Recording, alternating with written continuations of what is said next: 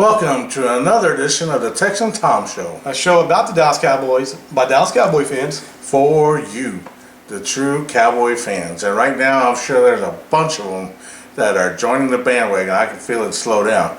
Yeah, I think a few of them have jumped on since Dak and Zeke have played as well as they have, and we're off to that 2-1 start. Yeah, I didn't look good in that first game, but Dak has improved. He's played well, and I'm just glad that he plays better than any of the backups we had last year. He's already won more games That's true. than they had. And, I saw that stat where everybody loves to point out, well, the Cowboys didn't, Alabama won more games at AT&T Stadium than the Cowboys did, or they haven't won a game in this stadium for a year. That's great and dandy. Keep up with all that stuff. But as for us, the true fans, we're just glad they got a win. Mm-hmm. And I had a discussion with my cousin and some other people on the internet, how they need to get rid of Romo and Dak needs to stay in there for the rest of the year. And I was like, you need to hold on, he's good and everything, but there's going to be a time when he's going to hit the learning curve, and then you're going to be wanting Romo back. And those of you that don't believe me, I'm not going to throw the stat out to you, but go look at how many wins we have with Romo and how many wins we have without him being there. Yes, we need to start getting the next generation quarterback ready. I agree with that. Nothing wrong with that, but I think Romo still has maybe this season only to get it done. What's your opinion? I think that Dak, we see the future, and that is encouraging when you consider how bad it was last year. And I hate to say such things because I know those are grown men doing the very best that they can or could do. And sadly, it just wasn't good enough. We had so many injuries that even a young John Elway or a young Troy Aikman probably wouldn't have been. We would have had more wins, but it might not have been enough to even get in the playoffs. But we see the future with Dak. It's a bright future.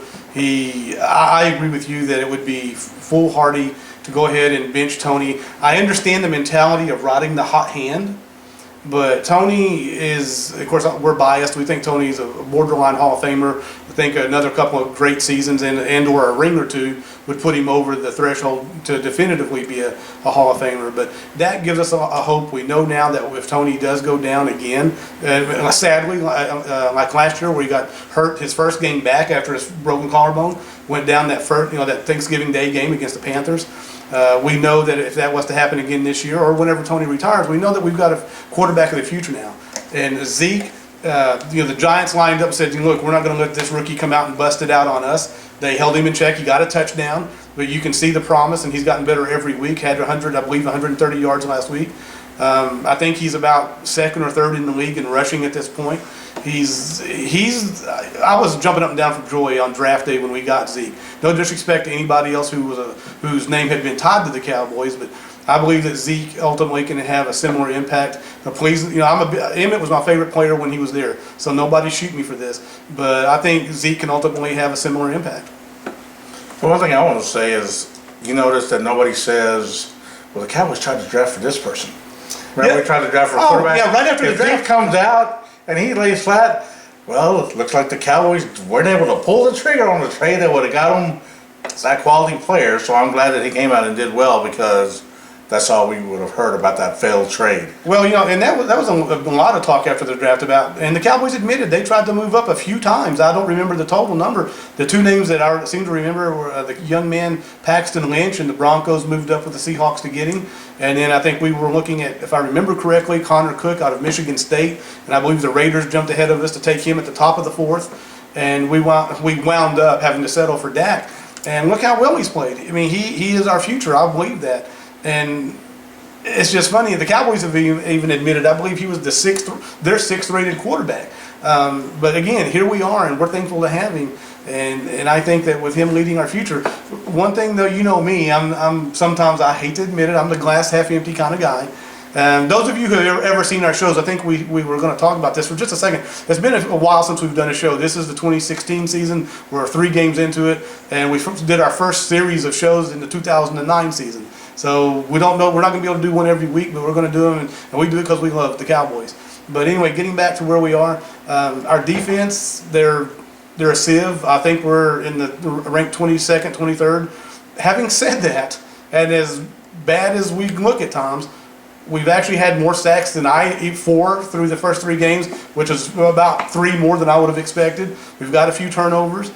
We've been in position to win all 3 games. The one game we lost, I give the Giants credit. But we're going back to like 2014, where we are dominating in time of possession, where we've got that formula going. If we can keep our offensive line healthy now. Well, I'll touch on that right quick. The first broadcaster that did our game, they kept on touching about, well, you can't have time of possession with not scoring touchdown. Well, I think they did a pretty good job this past week, scoring on, 5 of the first 7 possessions. That sounds right. I'd have to stop and think about it. Well, let's get back to something that I've always said about the NFC East. It's like there's no domination right now. It's like everybody's loving, everybody that's a fan of the Eagles, like, ooh, they're 3-0, and they look like their defense is back from the past. Their quarterback is playing great. All I'll say is Chip Kelly. That's all I'll say. Everybody thought this is the next best thing. He's going to revolutionize the game. It's like, how our defense is ever going to be able to stop him? Well, anyway, he's in San Francisco now, which is the team we play this coming Sunday. Washington Redskins get rid of RG3, R2D2, and this next quarterback wins the NFC East. So they don't give him the big money, but they give him the They made him the franchise, gave him the franchise tag, so they had to pay him that exorbitant amount of about $20 million or whatever it was. They lose the game against us, and all of a sudden you hear in the locker room that he's not decisive enough, he's not this, he's not that. I told you not to drink the Kool-Aid on him, because he won the NFC East when everything was going wrong with everybody. So it was basically a gift. And the Giants, well, they're just the Giants. I mean, they'll show up when they can, but for the most part, I think they're on their way down, because I think Coughlin really made them better with his discipline. And this new coach, I don't think he's going to turn it around as quickly as everybody thinks he is. I think they're on their way down and maybe going up. Just my guess, and because I can't stand them. No, I've told people at work that Carson Wentz, the quarterback for the Eagles, I liked him at North Dakota State. Had he been available at number 4 and we'd taken him instead of Zeke, I would have been happy, because I thought he had the makings of a good quarterback. Having said that, now I don't like him because he plays for our NFC East rival.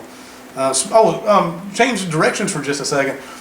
Guys, I'm going to tell you, and I'm drinking the Kool-Aid. I am a firm believer that if Jalen Smith, the guy we took at number 2 out of Notre Dame, and I'm not even going to try to say the name of that nerve, because I'm sure those who know how to say it correctly would giggle at me. But if that nerve heals, we got a stud. We got 2 of the best players in the draft.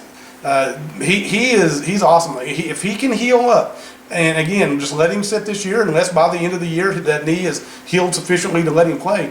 If he can play, he's going to be the man. He's going to be a stud for us for 10 years. I agree. And one thing, I know Jerry doesn't watch the show, but if next year in the draft, I don't get ahead of myself, but next year in the draft, let's try to get some of the people that try to protect the lead, try to take the ball away, try to get to the quarterback, try to block the balls when they're thrown to the receivers. Let's get some of those people where offense looks pretty good. Let's try to focus on the other side, because as they say, and I believe it, defense wins you championships. I'm one of those, and I don't have any particular player in mind. And these are grown men. I know they're doing the very best they can. One of the things I would like to see is, I'd like for us to get a guy that's about 6'1", weighs about 330 pounds, and plug him in right there in the middle of the defensive line, and that way the offense knows, the opposing offense knows, they're not going to be able to run in this, this square yard right here today. You might run over there, and you might run over there, but you're not running right here. How about Russell Maryland? No, better than Russell. Russell was okay, but I'm talking about somebody that a beast. He's a fire. What am I trying to say? Fire hydrant. You're not moving him out. DeMarcus Lawrence comes back after this. When we're at home for the Bengals, he's another great effort guy. And had he been there all 16 games, who knows? He had 8 sacks last year. Maybe he could have gotten to double digits this year. But I think he's going to be a good player for us, and that's his. I don't see great things from DeMarcus Lawrence, and I'm sorry. Maybe I'm wrong. I hope I am. To me, it seems like a lot of times we've got Sean Lee and 11 other guys out there. Mo Claiborne has played well. Very well. Thankfully, because we were ready to well last year. Yeah. I think DeMarcus Lawrence plays better as a complementary I can see. pass rusher. If they focus on one side, I think he can get around, but he's not going to be the dominant primary. No, I don't think so.